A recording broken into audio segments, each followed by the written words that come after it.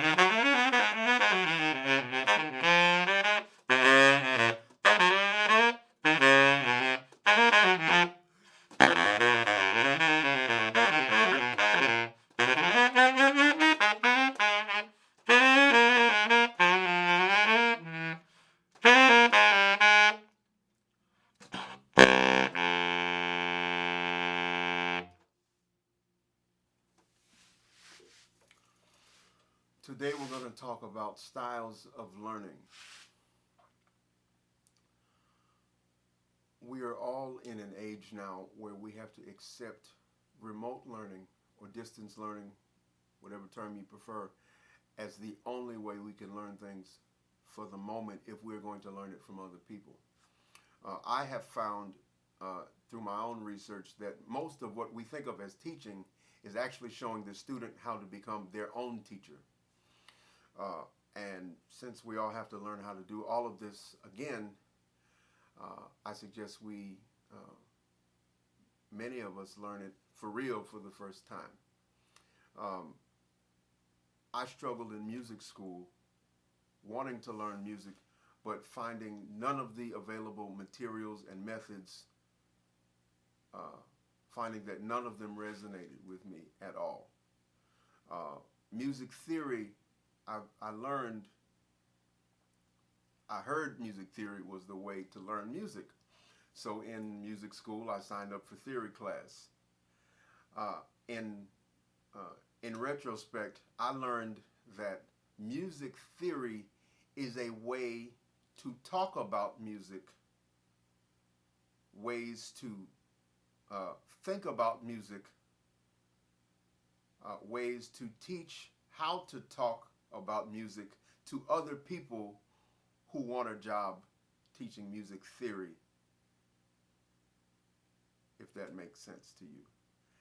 In the moment, it didn't make sense to me, but for some people, I'm sure that learning music from theoretical analysis probably resonates with them.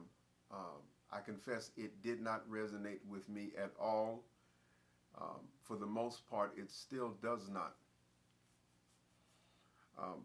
I was told that this had to do with my lack of aptitude for music, when over the course of my own self-discovery, I learned that my aversion to music theory was more to do with my learning styles, or what the educational environment would call modality.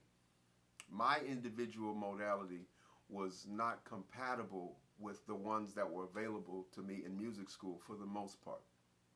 Now, for those of us who've never heard the term educational modalities, like I surely didn't hear it while I was in school. The quickest definition I was able to come up with are basically the styles or the modes the ways that you learn anything. And the four commonly used terms are visual learning, visual learning, auditory learning, tactile learning, and kinesthetic or movement-based learning.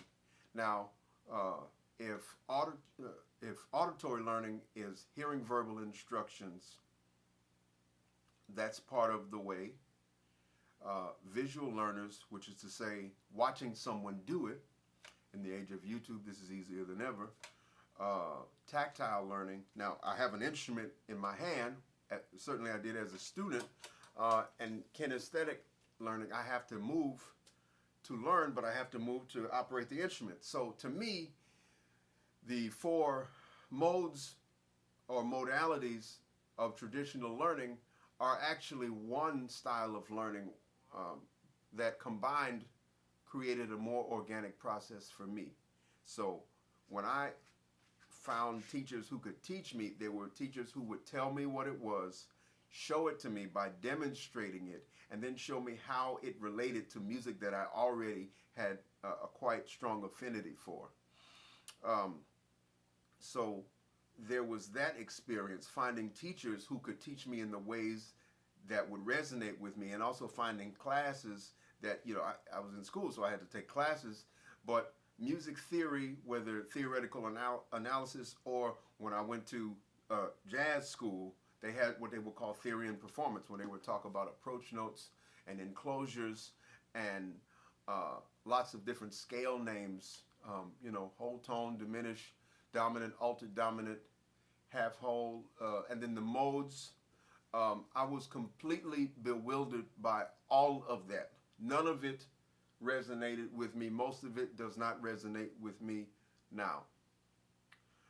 I say that not to discount those methods, but to offer that there is simply another way to a common destination than that way. There is another way to learn music than through scales, arpeggios, theoretical analysis. I found that if we think of music as a language, then we can agree that speech and listening are much more organic modalities than the alphabet. This is why we talk to children for years before we introduce the alphabet into their existence. Because we know that by speaking to children, they will absorb in the ways that are most organic to them without them even knowing it. So for me, learning music through scales was like learning a language through the alphabet. And I found that very difficult, more frustrating than not. And as a teacher, I found that it is my responsibility to find the ways that the student is most responsive, find the materials that are most resonant with students. I like to use an example. I have a student who has a classical clarinet degree and wanted to learn how to play, how to improvise over chords. And he mentioned an altered scale to me.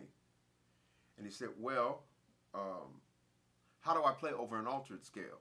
And that sparked this whole soapbox that I got on in this whole speech I made about scales only existing as part of a larger progression with melody and lyrics and a song form. I mean, we call that music, but as a, how to play over a scale, that it just didn't resonate with me to even explain it in that way. And so I said, well, listen, you like Biggie, right? You like Biggie Smalls? The second chord in Big Papa is an altered scale, or is an altered chord. So you can play whatever sounds you hear that resonate over that. And, we sat at the piano and you get that sound in your head, but you got to find material, and this is unique to each student, that that resonates. Other people because that's a common question. How do I play over an altered chord? I said, well, the second chord on the verse to just the two of us, that's an altered chord. That's a C altered chord, and it's just a 5 chord with extra dramatic stuff on it. I mean, we can talk about the tension notes and the fundamental notes and all of that, but as long as you get it, your modality is a quite personal, inward-facing process. How you learn it is down to the individual and that individual's experience in this world. What is outward-facing is the result, the product of that discovery. It does not matter how you learn music if you learn enough to function with other musicians, because everyone has learned it how they have learned it. I found that a lot of traditional music education required you to learn music in the way that the teacher could teach it. And as a teacher, I understand it to a point, but really the teacher has to teach it in the way the student understands music, apart from theoretical analysis. So it's meaningful to me that we remove a lot of the mystery around learning music, because what has frustrated students I found, and usually I get students long after they're frustrated with the traditional music education environment. All we have to do is find the things that spark interest and resonate with the student, because once you can strike a chord, if you will, with the student, once you can find what material resonates with the student, then that creates a momentum, and then the student will pursue the subsequent steps in the learning process. And then what happens is, like, you light a fuse around one little bit of the information, and that leads to another one, and then they start to kind of set off like firecrackers, and that if you'll indulge my analogy, that will create that creates a momentum where the student themselves become their own teacher, because now they understand their learning styles. They have a grip on their intrinsic modalities. And you know, arriving at the learning style, that's the job of the teacher. That is the responsibility going forward of the student. But music is something that once you understand how you learn, it removes the mystery, but it does not diminish the alchemy, the magic in music. It does not diminish for a moment the alchemical nature of harmony, of resonance, of beauty. And music is an intensely magical thing, because we cannot see it, but we can certainly acknowledge the effect it has on everything, particularly now.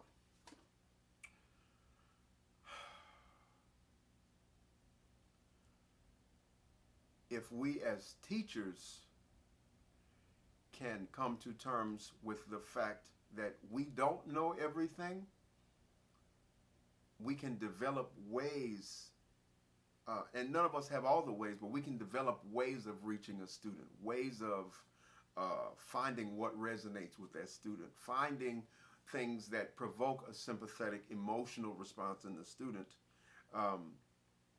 And then we can show the student their learning styles, and then through guided listening, through, doing your job as a teacher, you can create an environment where the student basically is teaching themselves. And I found that early on I had teachers that taught me to teach myself, whereas later on I met teachers whose sort of program was for me to learn their style of teaching and the material which would basically create acolytes of them as teachers, performers, what have you. Whereas the teachers that I had early on understood that for me, I just needed to be shown by someone who could do it how to play music, and just to continue playing, and we would fill in the blanks as we go along. And I'm still a student of music, but applied musicianship, it has a lot to do with learning how you as an individual learn so that you can teach yourself, certainly music, but truly anything. We'll leave it there for now. Thank you.